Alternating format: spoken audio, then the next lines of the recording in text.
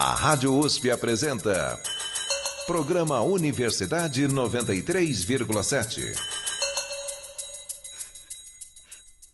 Eu sou Giovana Cristi e estamos aqui na Rádio Universidade 93,7. Estou aqui com a minha companheira Sabrina. Bom dia, Sai, ouvintes. Bom dia, Giovana. E bom dia, ouvintes. Aqui quem fala é Sabrina Brito.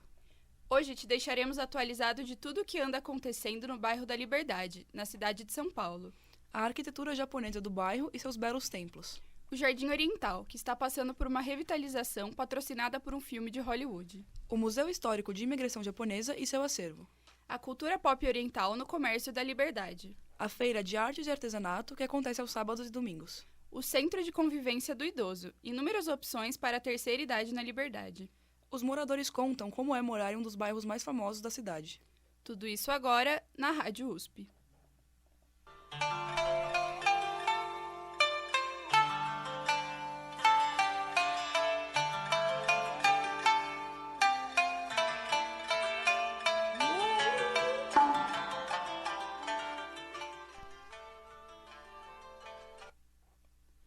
Você já foi passear pela Liberdade e deu de cara com construções bem diferentes?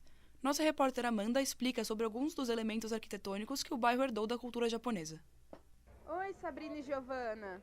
Eu tô aqui na Liberdade e dá pra dizer que o bairro já teve muitas caras. A presença japonesa no bairro começa em 1912 e é a cara que mais prevalece até hoje.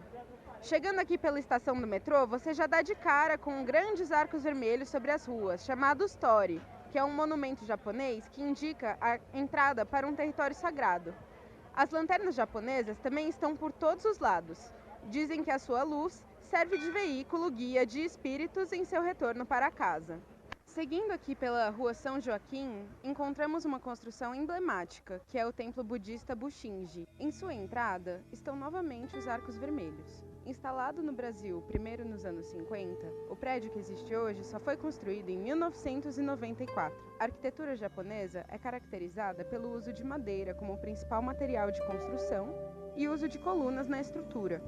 E no templo não é diferente. A intensa ligação da arquitetura japonesa com a natureza pede que as construções sejam pintadas com tons neutros, como vemos aqui o branco e os marrons, além da presença de um jardim no fundo. O telhado Hogyo é o elemento mais marcante, já que seu formato curvado faz um belo contraste com as linhas retas do resto da construção. Aqui eu também conversei com a Vivian Yamazaki, que acabou de se mudar para o bairro e é arquiteta, e o namorado dela, o Túlio Barbosa. Gosto bastante do Bradesco ali, daquele telhado dele, eu acho bem legal. Lembra bastante a arquitetura japonesa. O telhado ele é mais pontiagudo, né, nas extremidades também. É diferente dos que a gente está acostumado a ver aqui no Brasil. As portas são de bambu com papel, são tudo estilo japonês mesmo, oriental, de se fazer um imóvel. Identifica a Liberdade como um bairro culturalmente oriental, né, japonês. Acho que o local traz bastante diversidade, acho que a forma que aqui é a praça, tem galera de todas as etnias aqui. Não sei, acho que a arquitetura faz isso, traz as pessoas para cá. A arquitetura da Liberdade é apenas mais um motivo porque se tornou um centro turístico tão icônico. Além do templo Bushinji, não deixe de conhecer o templo Kwan-in, na rua São Nicolau, e o centro de Shado Urazenki, na rua São Joaquim. É com vocês, Sabrina e Giovana. A Sabrina foi até o Jardim Oriental e se deparou com uma novidade. Vamos ouvir. Então, Giovana, eu tô aqui no Jardim Oriental, na rua Galvão Bueno, no bairro da Liberdade. Saindo do metrô Japão Liberdade pela praça, já dá pra ver a rua Galvão Bueno. Uma caminhada de menos de 5 minutos leva à entrada do jardim. De longe, a fachada vermelha chama a atenção. Lanternas Suzuranto, grandes esferas brancas típicas da região, adornam a entrada do local. Chegando mais perto do portão, o visitante consegue ver um lago com carpas e uma área reservada para vegetação. A água do lago representa a vida, e a cascata que a despeja simboliza seu ciclo, do nascimento até a morte. Já as carpas representam força, uma vez que na natureza elas são conhecidas por nadarem contra a correnteza. Os bambus que rodeiam o lago simbolizam resistência, e o caminho de pedras que perpassa o jardim representa o trajeto da evolução. Logo atrás do lago tem um mirante. esse mirante abriga totens do filme Godzilla 2, Rei dos Monstros. Além de colocar os totens no jardim, como parte da divulgação do filme, a agência de marketing responsável no Brasil também implementou ações bem mais duradouras por aqui. Uma revitalização do local está sendo patrocinada por Godzilla 2, Rei dos Monstros. Reparos na pintura e estrutura do jardim, uma substituição das telas de proteção e a implementação de um novo letreiro na entrada do local são os resultados do investimento na Liberdade. A escolha de investir nesse bairro se deve ao fato de que a Liberdade é conhecida por sua herança japonesa, cultura da qual derivou o filme original do Godzilla, em 1954. Para quem não conhece, o protagonista do filme é um personagem de quase 120 metros de altura, que mistura características de um gorila com as de uma baleia. Nesse novo filme, seu papel é o de enfrentar outras 3 criaturas que representam uma ameaça à humanidade. Mesmo agora, quinta-feira de manhã, diversos visitantes curiosos vêm ao jardim. Tem quem tenha visitado aqui o Jardim Oriental só para ver os totens do filme. É o caso de Zilda. Fiquei sabendo que ia ter os pôster do filme. Gosto muito do filme, achei interessante e vim aqui ver. Esse grande número de pessoas passando por aqui reforça a escolha de colocar os totens nesse local, onde eles têm grande visibilidade. Além disso, um local tão marcante para a cultura japonesa em São Paulo serve perfeitamente como palco de divulgação de um filme com raízes orientais. Sabrina Brito, para a Rádio USP. Uma vez eu passei ali na frente e vi alguns comerciantes. Tem muito vendedor por lá, Sabrina? Olha, Giovana, muito não, mas os que têm ficam perto do portão mesmo e costumam vender pedras, pulseiras, colares, coisas do tipo. Entendi. Pensando um pouco mais em história, existe no bairro um museu histórico de imigração japonesa. A nossa repórter e também locutora Giovana Christi foi lá e conta tudo sobre como funciona o local. Sou a repórter Giovana Christi e hoje estou indo ao Museu Histórico de Imigração Japonesa. Vou contar um pouco aqui sobre a visita. Ele fica na rua São Joaquim, no bairro da Liberdade, 5 minutos andando da estação de metrô São Joaquim. A fachada é simples, não parece muito com um museu comum, mas uma placa na frente deixa fácil de achar em meio aos prédios da rua. O primeiro andar do museu, que é o 7º do prédio, conta como os imigrantes japoneses vieram para o Brasil, mostra réplicas de navios que eles vieram embarcados para colonizar mesmo o país. Eles mostram também como os colonos vieram para São Paulo, principalmente, trabalhar nas lavouras de café. Então, a gente tem uma réplica, que é a parte mais legal assim, do primeiro andar, que mostra exatamente a réplica de uma casa de colono. Uma casa que seria para 3 pessoas, com 2 quartos e uma cozinha. Uma casa simples, feita de madeira, e que não oferece muita estrutura para uma família de 5 pessoas. Conversei com a Fernanda Ramos, que estava visitando o museu. Ela veio do Espírito Santo para visitar São Paulo e falou o que achou da réplica da casa de colono. Eles construíram bem legal, tá bem fiel, todos os objetos, até os quartos, o modo que eles dormiam, e até os objetinhos que teriam dentro da casa eles colocaram. Dá pra ver os chinelinhos, as botas sujas, e muito bem feito, muito maneiro. O museu é muito rico em acervo, então vários objetos originais estão expostos aqui, como roupas dos primeiros colonizadores, objetos, jogos, instrumentos musicais, artefatos que ficavam nas casas, instrumentos de ciência, tudo é muito ilustrado aqui no museu. Falei com o João Koshima, que contou sobre a importância do museu para o povo japonês. Esse acervo é muito importante para relembrar a história dos colonos que vieram em 1908 como o primeiro navio para o Brasil e montaram uma estrutura do zero. O lugar é quase como um santuário, onde podemos sentir que não estamos sozinhos e que a nossa história não foi esquecida. É importante também ele ficar localizado no bairro que celebra a nossa existência. Os ingressos custam R$ 16,00 a inteira e R$ 8,00 a meia, que vale para crianças de 5 a 11 anos e idosos a partir de 60 anos. O museu funciona de terça a domingo, da 1h30 da tarde às 5 horas.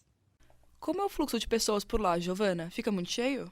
Na verdade, Sabrina, eu fui no final da tarde, então não tinha muita gente. Mas como o museu é bem grande, ele comporta várias pessoas ao mesmo tempo. Então não tem problema se preocupar se vai ficar muito lotado ou não.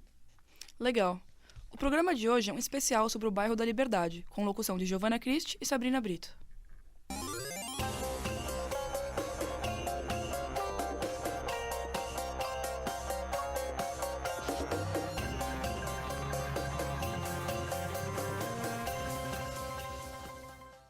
Nós já vimos aqui como as influências orientais estão bem presentes na Liberdade, mas ainda faltou falar de um aspecto, o comércio.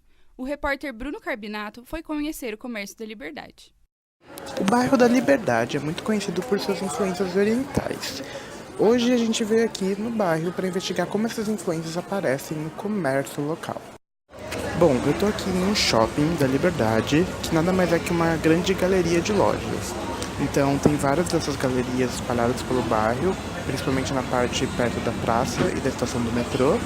E essas galerias não são nada mais do que grandes corredores, bem compridos e apertados, em que os lojistas vendem seus produtos em pequenos estantes e barraquinhas. Algumas dessas galerias são bem grandes. Essa aqui que eu estou no momento tem 3 andares. Eu estou no primeiro andar agora, que é o mais movimentado e cheio. E aqui tem de tudo. Tem uma grande variedade de produtos. Tem muito produto de papelaria, produto de beleza, de decoração, roupas, utensílios domésticos. E não necessariamente todos têm uma temática oriental. Muitos não tem nada a ver com a temática, na verdade. Mas eu vim aqui procurar exatamente os produtos específicos e temáticos do Oriente. Vamos ver o que eu encontro. Bom, eu tô aqui agora no segundo andar da galeria. Eu conversei com alguns lojistas e também com consumidores aqui. E pelo que eu vi de fato, há muitas influências orientais, sim, nesse comércio, mas é uma influência um pouco mais moderna, digamos, não é tão tradicional. Por exemplo, tem muito produto de anime e mangá. E, para quem não sabe, anime são desenhos animados japoneses, animações japonesas, que são muito famosas aqui no Brasil. E tem o mangá, que é a versão em quadrinhos, né? São as histórias em quadrinhos japonesas, que também fazem muito sucesso aqui no Brasil. E tem muitos produtos dessas duas temáticas. Outra coisa que a gente vê bastante aqui é a influência da música e da TV asiática, principalmente do K-pop. O K-pop é o pop coreano, que também é muito famoso aqui no Brasil. Muitos grupos de K-pop estão conquistando muito fãs aqui no Brasil. Recentemente, o grupo BTS, um dos maiores e mais famosos grupos coreanos, lotou estádios em shows aqui em São Paulo. E eu tô vendo muitos produtos deles e de outros grupos vendendo aqui. Então tem broches, cadernos, camisas, adereços, uma influência bastante contemporânea dessa influência coreana aqui no comércio da Liberdade. Bom, gente, agora eu estou aqui no terceiro andar da galeria, um lugar um pouco mais silencioso. Eu entrei numa loja e vou conversar com a Jéssica, que é a lojista aqui da Liberdade. Jéssica, bom dia. Há quanto tempo você trabalha aqui? Eu trabalho aqui tem mais ou menos 1 ano, mas a loja existe tem 5 anos. E Jéssica, o que mais sai de produto aqui? Aqui sai um pouco de tudo, é bem variado. Tem produtos de anime que sai bastante, tipo Naruto, mas o que mais tem saído ultimamente é K-pop, sabe? BTS, Blackpink, tem saído bastante camiseta, máscara. E qual que é o público em geral desses produtos? A maioria são jovens, meninas principalmente, mas tem meninos também. E são brasileiros, né? Não tem tanta relação com a Coreia, né? São brasileiros que são mais fãs, né? Obrigado, Jéssica. Como vocês talvez tenham ouvido, tá tocando uma música de K-pop aqui e para terminar eu vou me aproximar para vocês ouvirem melhor. Meu nome é Bruno Carbinato, de São Paulo.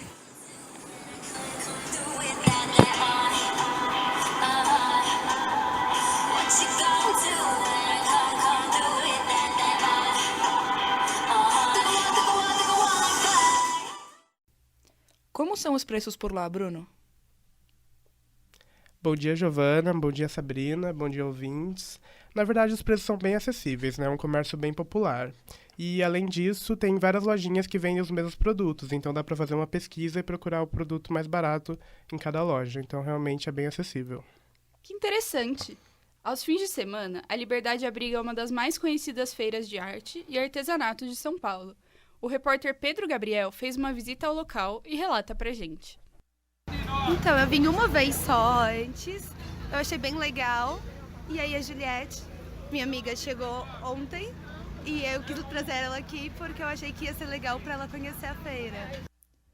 A Alessandra, estudante de letras da USP, é uma das muitas visitantes que passaram pela feira naquela tarde de domingo.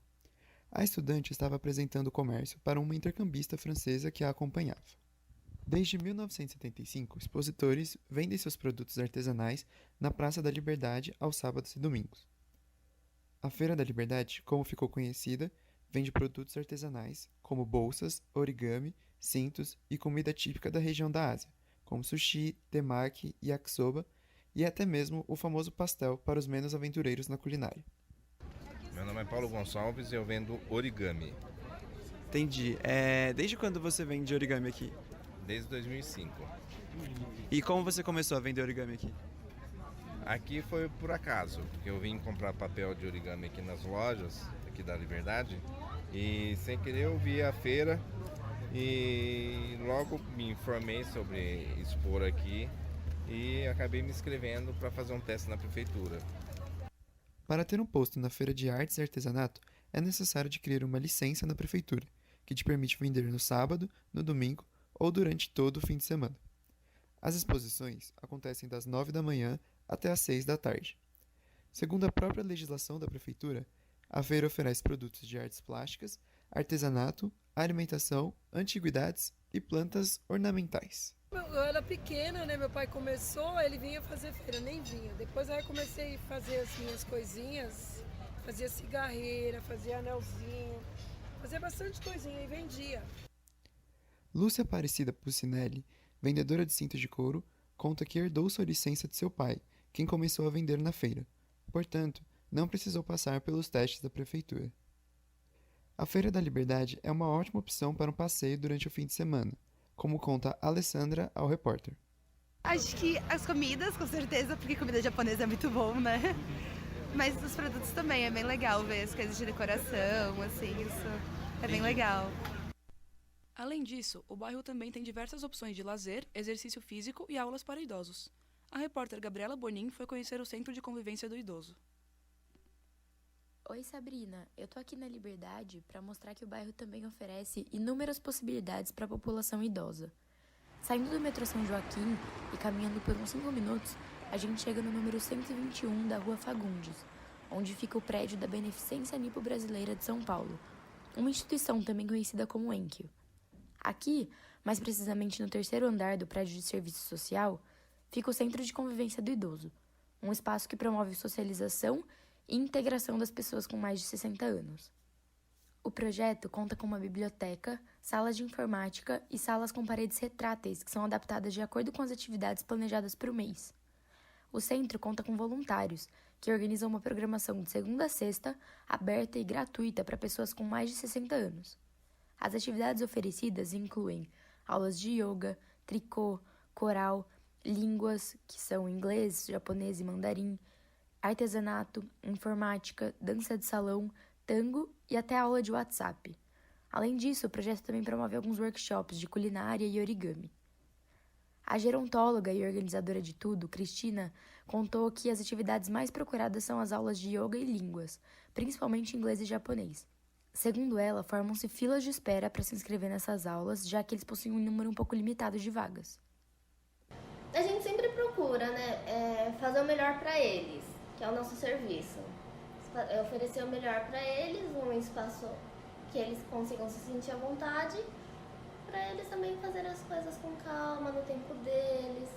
Que muitos vêm e falam, aqui é o melhor lugar que tem, porque em casa meu filho me cobra. No dia 7 de junho, sexta-feira, aconteceu a festa junina, que é uma tradição promovida todos os anos pelo projeto. Já que a organização não tem fins lucrativos, cada pessoa traz um prato de comida diferente e a festa se estende do meio-dia às 3 da tarde. No final a gente faz quadrilha. É sempre pra juntar, interagir todo mundo, né? Não só o pessoal de um grupo específico. O intuito é também, além da promoção e prevenção de saúde, é a integração social. O lugar de fácil acesso é uma oportunidade incrível para ocupar a agenda dos idosos. Aos que participam das atividades físicas, a única coisa que se pede é um atestado médico para declarar aptidão. De resto, não há nada que impeça a integração daqueles que já passaram de 60 anos. Que legal, Gabi. Eu não conhecia essa parte da Liberdade. Isso tudo é exclusivo para moradores do bairro? Oi, Sá. Oi, Gi. Não é exclusivo, não. Além de gratuitas, as atividades oferecidas não são restritas aos moradores do bairro, então qualquer idoso pode se inscrever. A única restrição mesmo é o atestado médico para as atividades físicas. Entendi, que legal. Já deu para perceber que a Liberdade é um bairro cheio de opções de cultura, lazer e gastronomia, até o comércio. A repórter Ana Cipriano descobriu como é morar em um dos bairros mais famosos da cidade, no coração de São Paulo. Hoje a gente está aqui no bairro da Liberdade, um dos bairros mais tradicionais da cidade de São Paulo, muito conhecido pela carga e cultura oriental que carrega e, claro, pelo visual das ruas com os postes vermelhos. A gente conversou um pouquinho com os moradores aqui do bairro da Liberdade para entender um pouquinho como é o cotidiano aqui, o que tem de bom, o que tem de ruim e por que eles gostam de morar aqui no bairro. A dona Rosa mora aqui há 6 anos e ela veio contar pra gente como que é morar aqui, pertinho da Feira da Liberdade, uma das mais famosas da cidade. A senhora gosta de morar aqui? Adoro. Todo mundo fala, a dona Rosa mora no Filé Mignon de São Paulo. Aqui, Filé Mignon de São Paulo. Adoro. Aqui tem tudo na mão, né? Condução é metrô de 50 metros, lojas, a feira, essa feira é minha vida. Aqui é tudo para mim. O que a senhora mais gosta daqui da Liberdade? Tudo. É feirinha, loja, ambiente. Muito bom mesmo. Aqui é filé mignon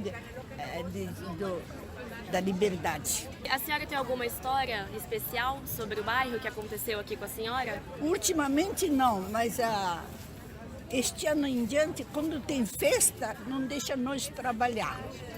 Para nós, que tem que dar lugar para as festas. Tem uma festa aqui que é muito bonito e está dizendo que a prefeitura não deixa trabalhar. Aqui não deixa trabalhar o marreteiro, não deixa trabalhar não sei o quê. Eu sempre falo, cobra um pequeno taxa, né? Pequeno taxa da documentação, pode trabalhar. Você vende isso, né? Eu acho que a pessoa está trabalhando porque está precisando de trabalhar, precisando né, para sobreviver. Se a senhora tivesse que falar sobre a Liberdade para uma pessoa que nunca veio aqui, o que a senhora falaria? Aqui tem feirinha, tem loja, tem restaurante. Um dia faz 3 coisas. Então é muito, todo mundo elogia. A pessoa vem gente de fora. Pernambuco, Manaus, vem muita gente de fora. A gente conversou também com o Roberto, ele trabalha em uma das inúmeras lojas aqui da Liberdade e ele tem vários amigos que moram aqui. Vamos escutar um pouquinho o que eles costumam falar para ele sobre como é morar aqui. Meus amigos que moram há muito tempo aqui, 80% deles falam que é um bairro bom, pelo seguinte, você tem facilidade, né, com transportes, mercados, a zona de compras é muito bom, né? E como fica situado bem no centro de São Paulo, ele encontra praticamente quase tudo que ele vai precisar usar em casa. Na parte, por exemplo, da educação, né, que eles estudam, eles falam também que tem bons cursinhos, boas faculdades aqui próximo também. Então, para eles está sendo uma boa experiência. Oi, Ana, conta pra gente, qual é a principal dificuldade relatada pelos moradores de lá? Oi, Sá, tudo bem? Olha, antes de ir para a Liberdade, eu procurei um pouquinho na internet o que os moradores costumavam falar do bairro e eu encontrei alguns moradores que falavam das dificuldades da iluminação das ruas. Mas, chegando lá, o que eu encontrei foram muitos moradores elogiando o bairro pela praticidade, proximidade com o metrô, número de mercados disponíveis, lojas, que vendem qualquer tipo de coisa, e todos eles falaram que é muito bom morar lá na Liberdade. Muito bom saber que os moradores são só elogios para a região, né, Gi? Com certeza, Sá. Aqui no nosso programa, você já conheceu a vida dos moradores, o Museu da Imigração Japonesa, o Jardim Oriental, a feira, o comércio local e a arquitetura nipônica. Escutar essas reportagens me deu vontade de visitar a Liberdade de novo, sabia? E chegar lá é fácil, Gi. 3 estações de metrô te levam ao bairro, a Sé, Liberdade e São Joaquim. É só escolher o que é mais fácil para você.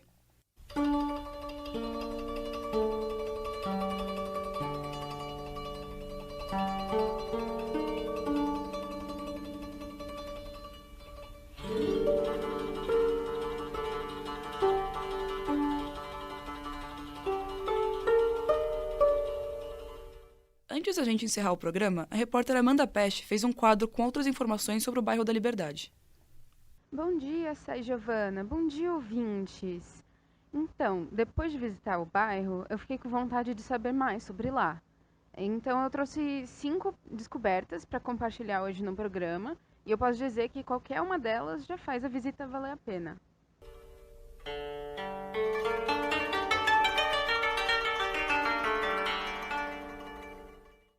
A primeira pode até parecer uma recomendação meio estranha, mas quando andar pela Liberdade, não esqueça de olhar para o chão. Desenhado nas calçadas está o Mitsudomoi, um símbolo shintoísta que significa harmonia entre o homem, o céu e a terra. Outro símbolo clássico da Liberdade são as lanternas Suzuranto, que a Sabrina até comentou durante a reportagem. As lanternas que vemos hoje não são os modelos originais. Em 2008, as de vidro foram substituídas por exemplares de polietileno.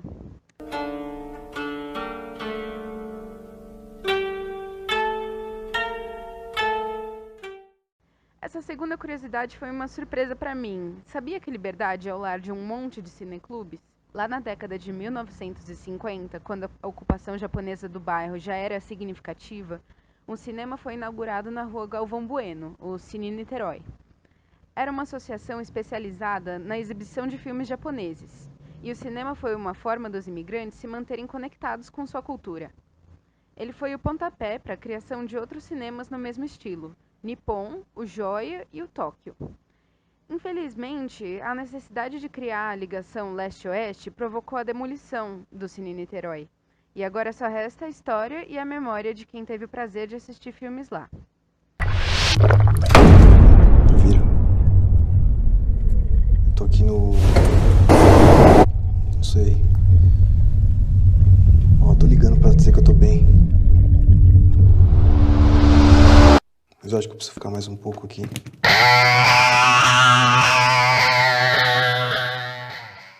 Ainda falando de cinema, o bairro já foi até cenário de filme. O longa Estação Liberdade, de Caio Ortiz, mostra situações quase surreais na área. Conta a história de Mário Cubo, um trintão insatisfeito no trabalho e no casamento, que se mete em aventuras estranhas e inesperadas.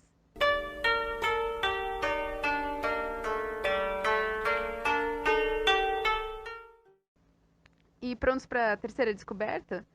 A Liberdade esconde uma rua que chama pouca atenção, a Rua dos Estudantes. Tem esse nome porque, após a criação da Faculdade de Direito no Largo São Francisco, foi povoada por estudantes em busca dos baixos preços nas repúblicas e pensões. É um lugar intrigante, porque suas calçadas já viram caminhar muita gente notável.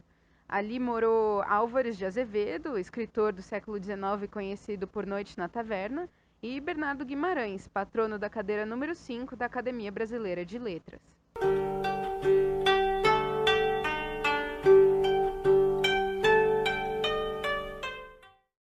A minha quarta curiosidade, na verdade, é 4 em 1. A Liberdade abriga várias festanças japonesas. Em abril, o Festival das Flores, ou Hanamatsuru, comemora o nascimento de Buda. Em julho, no Tanabata Matsuri, ruas ficam decoradas e, em bambus, o público pendura papéis com desejos. O Toyo Matsuri, em dezembro, celebra a cultura oriental. E no último dia do ano, o festival Mochitsuki parece o equivalente ao nosso Réveillon.